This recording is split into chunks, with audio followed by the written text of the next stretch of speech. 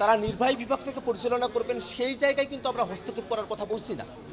আমরা বলছি যে সাংবিধানিক যে প্রতিষ্ঠানগুলো আছে, সংবিধিবদ্ধ যে প্রতিষ্ঠানগুলো আছে, যেটা আসলে নির্বাহী বিভাগকেই একটা চেক অ্যান্ড ব্যালেন্সের মধ্যে রাখবে। এই কারণেই তো সাংবিধানিক প্রতিষ্ঠানগুলো, দুর্নীতি দমন কমিশন একটা সংবিধিবদ্ধ প্রতিষ্ঠান, সরকারি কর্ম কমিশন একটা সাংবিধানিক প্রতিষ্ঠান। সেই প্রতিষ্ঠানগুলোর কাজই হচ্ছে নির্বাহী বিভাগ তারা আসলে সাংবিধানিকভাবে দেশের স্বার্থের অনুকূলে থেকে, জনস্বার্থে থেকে তারা দেশটাকে পরিচালনা করছেন কিনা সেই জিনিসগুলো কিন্তু টেক কেয়ার করা, দেখভাল করা, এটা কিন্তু সাংবিধানিক প্রতিষ্ঠানগুলোর দায়িত্ব।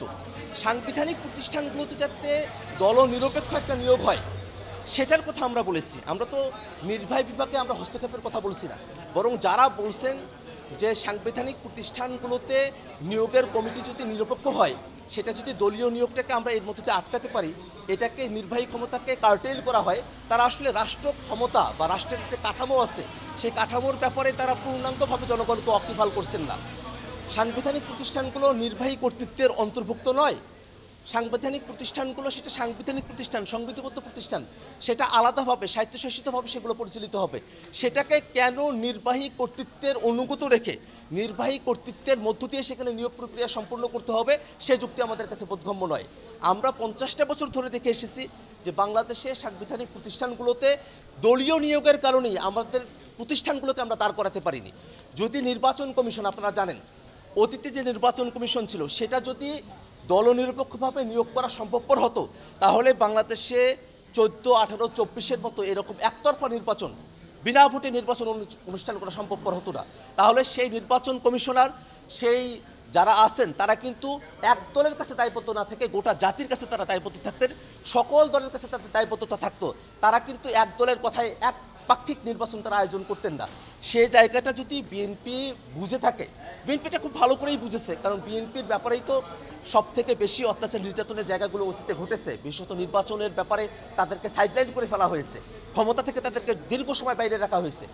সেই সময়টাতে যদি বিএনপি এটা বুঝতে পারে যে নির্বাচন কমিশনটার নিয়োগের ব্যাপারে একটা দলনিরপেক্ষ বডি হওয়া প্রয়োজন, তাহলে বাকি বিষয়গুলো তারা কেন বুঝতে চাচ্ছেন না, এটাই আমাদের একটা প্রশ্নের বিষয়। নির্বাচন কমিশন আসলে তারা আসলে ক্ষমতায় আসতে পারেন না এতদিন, নির্বাচন যেগুলো আছে আর কি সেগুলো আসলে একতরফাভাবে হয়ে গেছে, তারা এটাতে ভুক্তভোগী হয়েছে নির্বাচনের কারণে। এই কারণেই শুধু নির্বাচন কমিশনের ব্যাপারে দলনিরপেক্ষ বডি হবে সেটা হচ্ছে। আমি আসলে এটা বিএনপির প্রতিনিধিদের কাছে প্রশ্ন রাখতে চাই।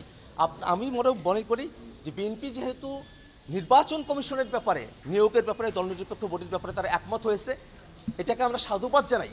তারা তাদের দলীয় অবস্থান পরিবর্তন করেই এটা তারা করেছেন। এটা তেমন কোনো ব্যাপার না যে এই নিয়োগ কমিটিগুলোতে তারা যদি একমত হন তাহলে তাদের দলীয় আদর্শের কোনো পরিবর্তন তাদেরকে করতে হয়। যেহেতু তেমন কোনো বাধ্যবাধকতার জায়গা এখানে নেই, সেক্ষেত্রে অন্যান্য যে প্রতিষ্ঠানগুলো আছে সেই প্রতিষ্ঠানগুলোতেও দলনিরপেক্ষভাবে নিয়োগ কমিটির মধ্য দিয়ে নিয়োগ সম্পূর্ণ হবে।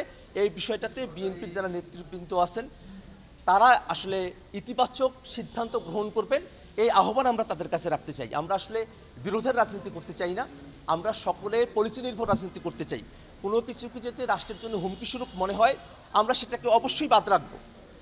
আমি একটা কথা খুব স্পষ্ট করে বলি, সংস্কার কমিশন বাংলাদেশে 4টা প্রদেশ করার কথা বলেছিল। 4টা প্রদেশ হলে বাংলাদেশের স্বাধীনতা, সার্বভৌমত্ব, এই বিষয়গুলোতে একটা হুমকির জায়গা তৈরি হতে পারে।